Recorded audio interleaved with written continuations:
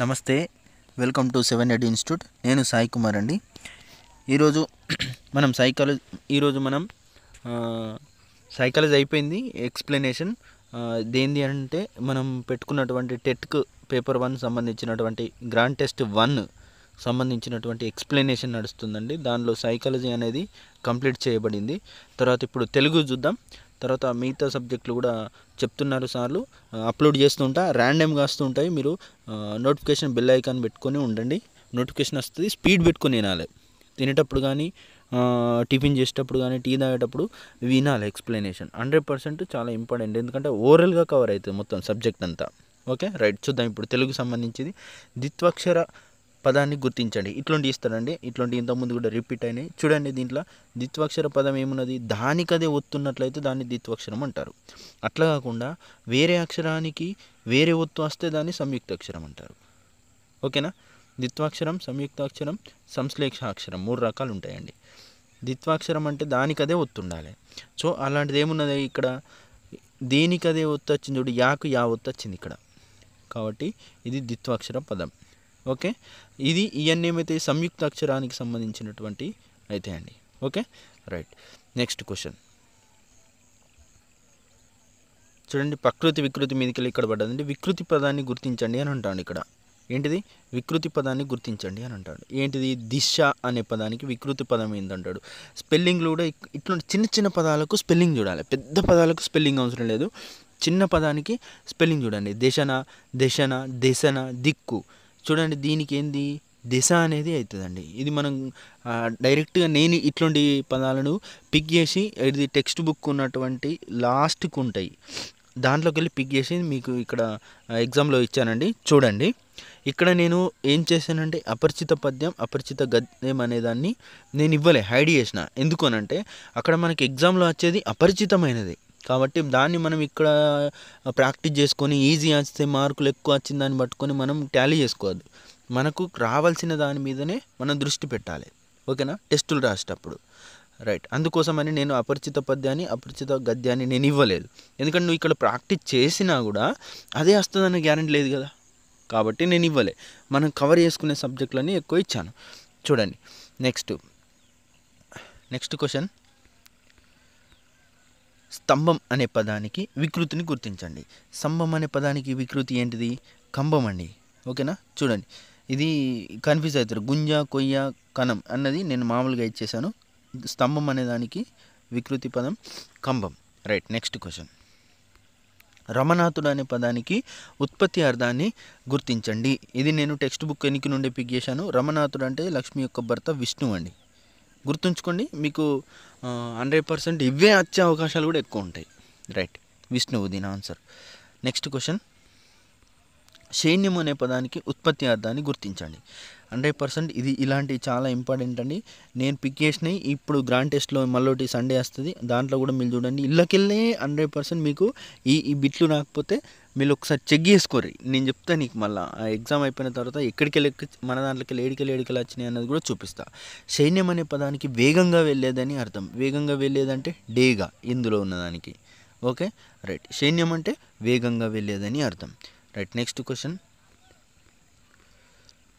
కర్దం అనే పదానికి పర్యాయ పదం కానిదాన్ని గుర్తించండి అన్న. ఎందుకంటే మీకు ఇక్కడ కానిదాన్ని ఇచ్చేసి ఆ కర్దం అనే దానికి మీకు మిగతా ఆప్షన్లు తెలిసి ఉండాలి, ఇక్కడ తెలిసిపోతాయి కాబట్టి అలా ఇచ్చిన.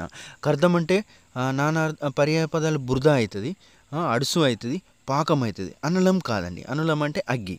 ఓకేనా, ఈ 3 మీకు ఇప్పుడు తెలిసి ఉండాలి. బురద అన్న, అడుసు అన్న, పాకం అన్న, కర్దం పని యొక్క పర్యాయ పదాలని మీకు తెలిసి ఉండాలి. Right, next question. కానిది ఏంది ఇక్కడ, అనలం అంటే అగ్గి. Right, next question. దుర్గా అనే పదానికి పర్యాయ పదం కానిదాన్ని గుర్తించండి. ఓకేనా, కానిది అని అన్నప్పుడు నీకు అయిన అన్నిటినీ నువ్వు ఇక్కడ తెలుసుకుంటావు. దుర్గా అంటే చండి, అంబ కూడా కరెక్టే, పార్వతి కరెక్ట్. సరస్వతి అనేది కాదండి పర్యాయ పదం. ఓకేనా, ఇది కాదు. Right, next. ఇప్పుడు నీకు దుర్గా అనగానే దాని యొక్క పర్యాయ పదాలు తెలిసి ఉండాలి. ఏంటిది, మనం ఇక్కడ రాసినాం కాబట్టి ఏమున్నది, చండీ ఉన్నది, అంబా ఉన్నది, పార్వతి ఉన్నది. ఇది నువ్వు ఇక్కడ గుర్తించాలి. ఓకేనా, ఇది ఒకటి తీసేసి ఇవి నువ్వు తెలుసుకోవాలి ఇప్పుడు ఎగ్జామ్ రాసినప్పుడు. Right, next. హంస అనే పదానికి నానార్థం కానిదాన్ని గుర్తించండి. నానార్థం కాని దాన్ని గుర్తించండి. అంటే నానార్థాలు నీకు ఇప్పుడు తెలిసిపోతాయి. హంస అనే పదానికి నానార్థం ఏంటిది అన్నది ఇప్పుడు నీకు తెలిసిపోతాయి. ఏంటిది? శ్రేష్టం కరెక్టే, ఒక పక్షి కరెక్టే, పరమాత్మ కరెక్టే, క్షీరం. శ్రేష్టం, పక్షి, పరమాత్మ, క్షీరం. ఒక నిమిషం చూడండి, ఇక్కడ క్షీరం అనేది కాదు.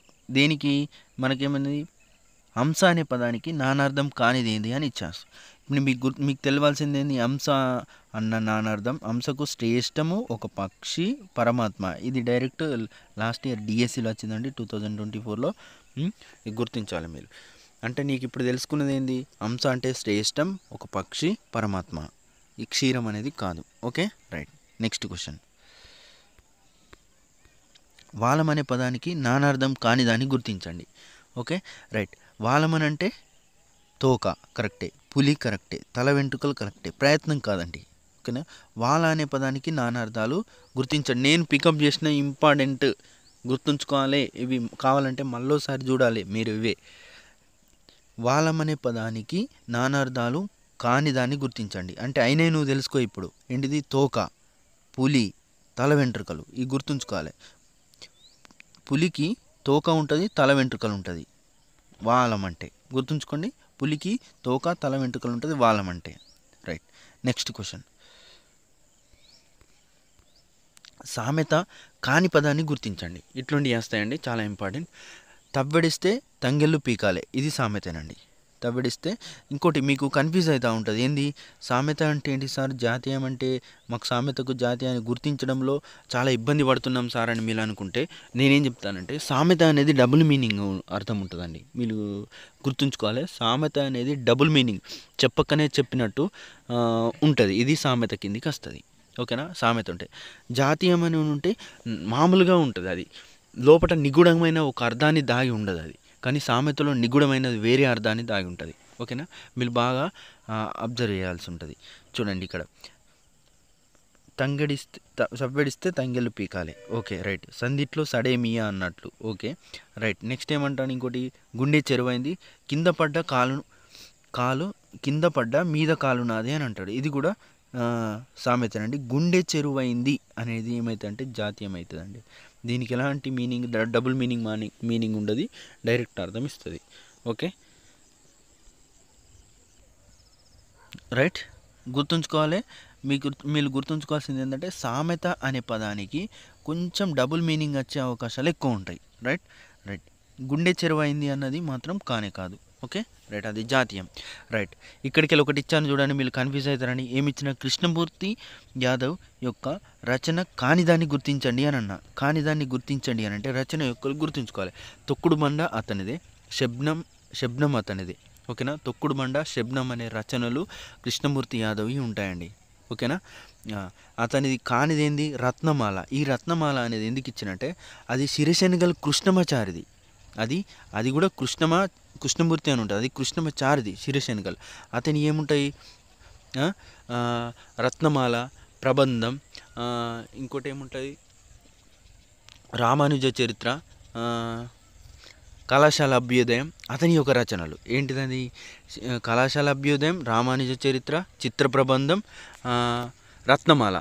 ఈ రత్నమాల అనేది ఖండిక అనుకుంటా నాకు తెలిసి. సరే చూడండి మీరు ఒకసారి. ఇవి ఎవరి? కృష్ణమాచారి, సిరిశనగల కృష్ణమాచారి. తెలంగాణ యొక్క గాంధీ అంటారు అతనిని. ఎవరిని? సిరిశనగల కృష్ణమాచారి. మీరు అక్కడ కృష్ణమూర్తి, ఇక్కడ కృష్ణమూర్తి అని మీరు ఇబ్బంది పడతారన్న ఆలోచన కొద్దే రత్నమాల అనే ఆప్షన్ని నేను ఇక్కడ ఇచ్చిన. మీరు గుర్తుంచుకోవాల్సింది, నేను రిపీట్ చేస్తాను. కృష్ణమూర్తి యాదవ్ యొక్క రచనలు ఏంటి అని అంటే తొక్కుడు బండ, శబ్దం. మరి రత్నమాల ఎందుకు ఇచ్చానంటే, అది కృష్ణమూర్తి, సిరిశనగల కృష్ణమూర్తి. అవి అతని రచనలు ఏమున్నాయి? కళాశాల అభ్యుదయం, రామానుజ చరిత్ర, చిత్ర ప్రబంధం, రత్నమాల అనే రచనలు అతని ఉంటాయి. కాబట్టి ఇక్కడ రచనలు కూడా మీరు గుర్తుంచుకోవాలి. రైట్. నెక్స్ట్ క్వశ్చన్ చూడండి. పుట్లపల్లి రామారావు రచన కాని దాన్ని గుర్తించండి అని అన్న. అంటే ఇతని రచనలు చుక్కలు. ఓకేనా? పుట్లపల్లి రామారావుదే. జైలు అతనిది, మహత్కాంక్ష అతనిది. జీవన వేదం కాదండి, ఆత్మవేదన ఇతనిది. ఆత్మవేదన గుర్తుంచుకోవాలి. ఏంటిది? ఆత్మవేదన ఉంటుంది ఇతనిది, ఆత్మవేదన. ఓకే, జీవన వేదన అనే దాన్ని మరి ఎందుకు ఇచ్చినా అని అంటే, ఇది టీవీ నారాయణది. ఇది టీవీ నారాయణ యొక్క రచనలు ఏముంటాయి నాకు తెలిసి హర్షపుత్ర శతకం, భవ్యచరిత శతకం ఉంటుంది, ఇది జీవన వేదం ఉంటుంది, అమరవాక్సుధా స్రవంతి అతనిది అనుకుంటా. చూడండి ఒకసారి మీరు ఇక్కడ జీవన వేదం అని ఉంటుంది, అది ఎవరిది టీవీ నారాయణది. ఆత్మవేదన అనేది ఎవరు ఉంటుంది అంటే పొట్లపల్లి రామారావుది ఉంటుంది. ఇక్కడ ఆత్మవేదన అని ఇస్తే మీకు సరైన ఆన్సర్ వచ్చేది, కాకపోతే జీవన వేదన అని ఇచ్చిన, ఇది ఎవరిది టీవీ నారాయణది. మీరు ఇలా చదవాలండి, అక్కడ దానికి ఇక్కడ దానికి లింక్ పెట్టాలి. మీరు ఎక్కడ ఇస్తే మిస్టేక్ పోతారో, మీ ఆలోచన అయితే ఎక్కడ అవుతుందో ఎగ్జామినర్ యొక్క ఆలోచన ఆడికెళ్ళి ప్రారంభం అవుతుంది. మీరు బాగా గుర్తుంచుకోవాలి. మనము జీవన వేదం వేదం వేదం వేదం అని చదువుకుంటూ పోతాం, అక్కడ ఏమవుతాడు ఆత్మవేదన ఇవనిది అని అంటాడు. ఆత్మవేదన పొట్లపల్లి రామారావుది. ఓకేనా, జీవన వేదన అనేది టీవీ నారాయణది. బాగా గుర్తుంచుకోవాలి. Right, next question.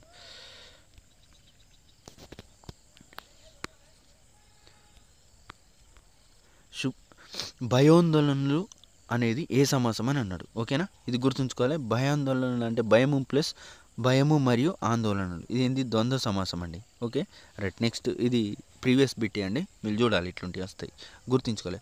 భయం వల్ల ఆందోళనలు ఇట్లా చూడద్దు, భయము మరియు ఆందోళనలు అనేది చూడాలి. అట్లాంటప్పుడే మనం కరెక్ట్ అయిన ఆన్సర్ పెడతాం.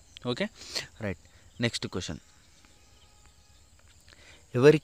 ఎవరికెంత అనే పదం ఈ సంధికి సంబంధించింది అన్నారు. దీన్ని విడదీసు రావాలి. ఏమని రావచ్చు దీన్ని, ఎవరికి ప్లస్ ఎంత. సో లాస్ట్కి ఈ వస్తుంది కాబట్టి ఇదేం సంధి, ఇత్వ సంధి. ఇక్కడ లాస్ట్ పదాన్ని అంటే పూర్వపదంలో ఉన్నటువంటి చివరి పదాన్ని మనం డిసైడ్ చేయాలి సంధికి. ఓకేనా, ఇది ఈ వస్తుంది కాబట్టి ఇత్వ సంధి. ఎవరికి ప్లస్ ఎంత, ఎవరికి ఎంత ఏంటిది ఇత్వ సంధి. Right, next question. చూరెక్కి అనే పదం ఈ సంధికి సంబంధించింది. చూడండి, నేను చెప్పిన పూర్వ సంధిని విడదీసినప్పుడు రెండు పదాలు వస్తాయి, పూర్వపదం పరపదం. పూర్వపదంలో ఉన్నటువంటి చివరి అక్షరం ఆధారంగా చేయాలి. దీన్ని చూద్దాం. చూరెక్కి అని అంటే ఏం రాస్తావు, చూరు ప్లస్ ఎక్కి, అవునా రైట్. కాబట్టి ఇక్కడ ఏమొస్తుంది, ఊ వస్తుంది, కాబట్టి ఇదేం సంధి, ఉత్వ సంధి. గుర్తించాలి. ఓకేనా, పూర్వపదంలో ఉన్నటువంటి చివరి అక్షరంలో ఉన్నటువంటి అచ్చును బట్టి మనం డిసైడ్ చేయాలి. ఓకేనా, ఊ వస్తే ఉత్వ సంధి, ఈ అత్తే ఇత్వ సంధి, ఆ అత్తే అత్వ సంధి. ఓకేనా రైట్. ఇక్కడ ఎట్లుంటుందంటే ఇంకోటి మీరు ఇక్కడ గుర్తించాల్సింది ఏంటంటే ఇత్వ సంధి అనేది వైకల్పికంగా రెండు విధాలుగా జరుగుతుందండి. ఒకసారి నిషేధంగా జరగవచ్చు, లేదా సంధి అట్లనే జరగవచ్చు. ఉత్వ సంధి అనేది నిత్యం ఒకే విధంగా జరుగుతూ ఉంటుంది. మీరు బాగా గుర్తుంచుకోవాలి, డైరెక్ట్ క్వశ్చన్ అడిగే అవకాశాలు ఉంటాయి. ఇత్వ సంధి అనేది వైకల్పికం, ఎన్ని విధాలైనా జరుగుతుంది. ఓకే, వైకల్పికం. ఉత్వ సంధి అనేది నిత్యం ఒకే విధంగా జరుగుతుంది. అత్వ సంధి అనేది బహుళం అండి. మీరు గుర్తుంచుకోవడానికి నేను కోడ్ చెప్తా చూడండి. ఆ అబ్బా, ఆ అంటే అత్వ సంధి బహుళం, అబ్బా ఈవై, ఈ అంటే ఇత్వ సంధి వైకల్పికం, అబ్బా ఈవై ఉన్ని అంటే ఉత్వ సంధి నిత్యం. ఇది గుర్తుంచుకోండి. అత్వ సంధి అనేది బహుళం, ఎలాంటి విధాలుగా అన్ని విధాలుగా జరుగుతుంది. ఇత్వ సంధి వైకల్పికం రెండు విధాలుగా జరుగుతుంది. ఉత్వ సంధి నిత్యం ఒకే విధంగా జరుగుతుంది. మీరు గుర్తుంచుకోవాలి ఇది. ఓకేనా right, next question.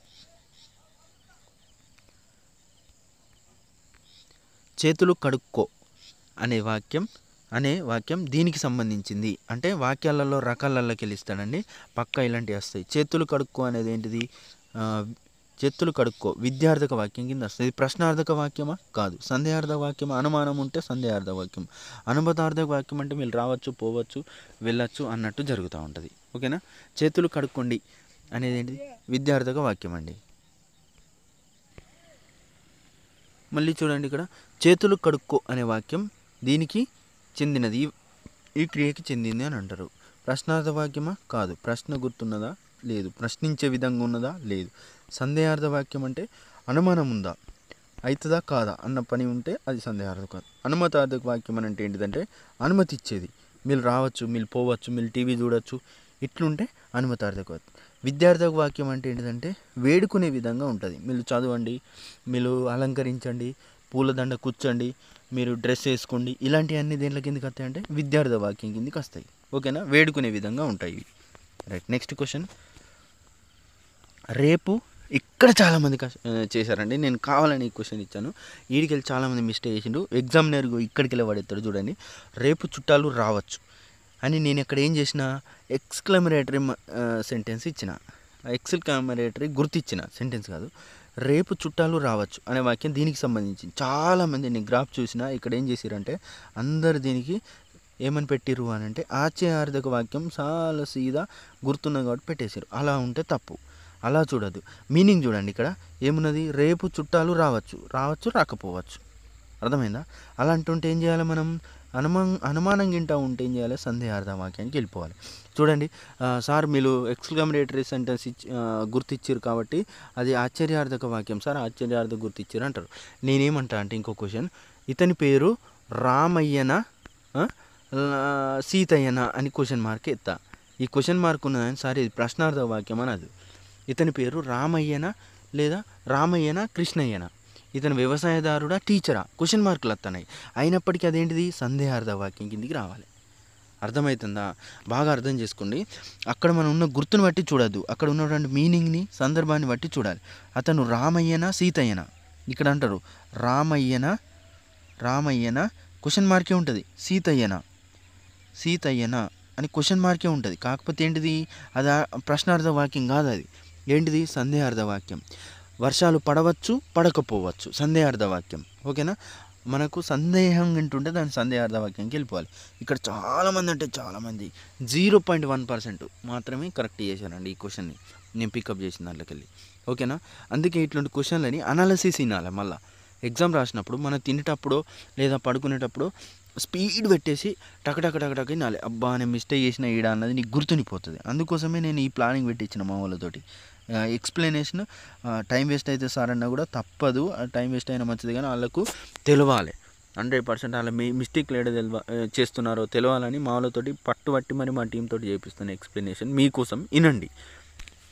Right, next ఏంటిది, బతుకమ్మ పండుగ ఈ మాసంలో వస్తుంది. ఇలాంటి క్వశ్చన్ వచ్చే అవకాశాలు ఉంటాయంటే నేను ఎక్స్పెక్ట్ చేస్తున్నా ఆశ్వయుజ మాసంలో వస్తుందండి. ఓకే, బతుకమ్మ పండుగ. భద్రపద మాసంలో ఏముంటుంది, వినాయక చవితి ఉంటుంది. ఓకే రైట్, గుర్తుంచుకోండి. నెక్స్ట్ క్వశ్చన్, సిరి అన్నం తిని బడికి వెళ్ళింది. ఇది వాక్యాలలోకి వెళ్ళి వచ్చిందంటే చాలా ఇంపార్టెంట్. ఇట్లాంటి క్వశ్చన్లు కూడా వస్తాయి. ఏమంటాడు, సిరి అన్నం తిని బడికి వెళ్ళింది అని అన్నాడు. ఇక్కడ అసలు ఇంకా వాక్యాలలోకి లోపలికి వెళ్ళిపోయినట్టే క్వార్థం కిందికి వస్తుందండి. ఈ క్వార్థం తుమ్మున్నార్థం ఇట్లాంటి ఉంటాయి, కాకపోతే అంత లెవెల్లో లేదు మన పేపర్ 1కి సంబంధించింది. కాబట్టి ఇది ఏడికి వస్తుంది అంటే తిని అనే పదం కాబట్టి సంక్లిష్ట వాక్యం కిందికి వెళ్తుంది. సామాన్య వాక్యం అంటే మామూలుగా ఉంటుందండి. సిరి అన్నం తిన్నది, సిరి బడికి పోయినది, ఇది సామాన్య వాక్యం. ఈ రెండింటిని కలిపి రాసినప్పుడు ఈ అనే పదాన్ని వాడినాం. ఇట్లాంటి కొన్ని పదాలను జత చేస్తూ రాస్తాం. ఇలాంటి వాక్యాలని సంక్లిష్ట వాక్యాలు అంటారు. సంయుక్త వాక్యాలు అంటే మరియు లేదా కాబట్టి అనే పదాలని కలిపి రాస్తాం, దాన్ని సంయుక్త వాక్యాలు అని అంటారు. రైట్, నెక్స్ట్ క్వశ్చన్ చూద్దాం. చూడండి, మండే ఎండ నిప్పుల కొలిమ అన్నట్లు ఉన్నది. ఈ వాక్యంలో అలంకారాన్ని గుర్తించండి. ఓకే, ఊహించి చెప్పిండి. ఇక్కడ అన్నట్లు ఉన్నది అని అన్నాడు. ఓకేనా? ఇక్కడ పోలికను, ఉపమానాన్ని, ఉపమేయాన్ని ఊహించి చెప్పినట్లయితే దాన్ని ఏమంటారు, ఉత్ప్రేక్ష అలంకారం అంటారు. పోల్చి చెప్పినట్లయితే ఉపమాలంకారం అంటారు. అంతే అనుప్రాసం అంటే ఒక వాక్యంలో చివరి పదాలన్నీ సేమ్ ఉంటాయి, అంతే అనుప్రాసం అలంకారం అంటారు. ఓకేనా? రైట్, చూడండి, ఊహించి చెప్పినట్లయితే ఏమవుతుంది, ఉత్ప్రేక్ష అలంకారం అంటారు. ఈ మబ్బులు గుండె ఏనుగులా అన్నట్లు ఉన్నాయి అని అంటే ఊహించి చెప్తాను లేని దాన్ని. ఓకేనా? ఇంగ్లీష్లో సిమిలీ, మెటఫర్, పర్సోనిఫికేషన్ ఉంటాయి చూడండి, అట్లా ఉంటాయండి. అవి కూడా ఇంపార్టెంట్ ఇంగ్లీష్లో, గుర్తుంచుకోండి. Simile, metaphor, personification. సిమిలీ అంటే ఏమొస్తుంది నేను చెప్తానండి ఇప్పుడు, కొంచెం మీకు సందర్భం వచ్చిందని చెప్తాను. లైక్, యాజ్ అని ఉపయోగించి, లైకింగ్ అంటే ఉపయోగించి రాసినట్లయితే దాన్ని సిమిలీ అంటారండి, గుర్తుంచుకోండి, సిమిలీ. Okay right.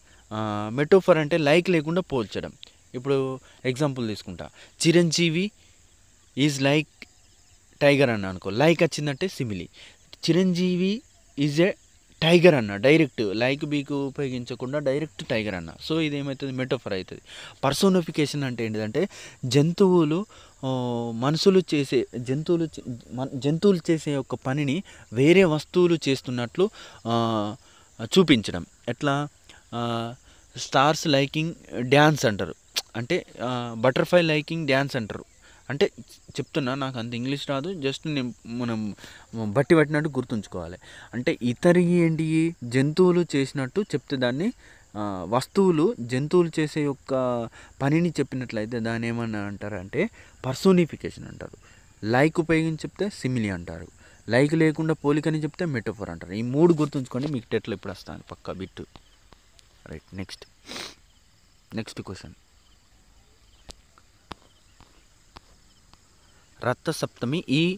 రథసప్తమి పండుగ ఈ మాసంలో వస్తుంది.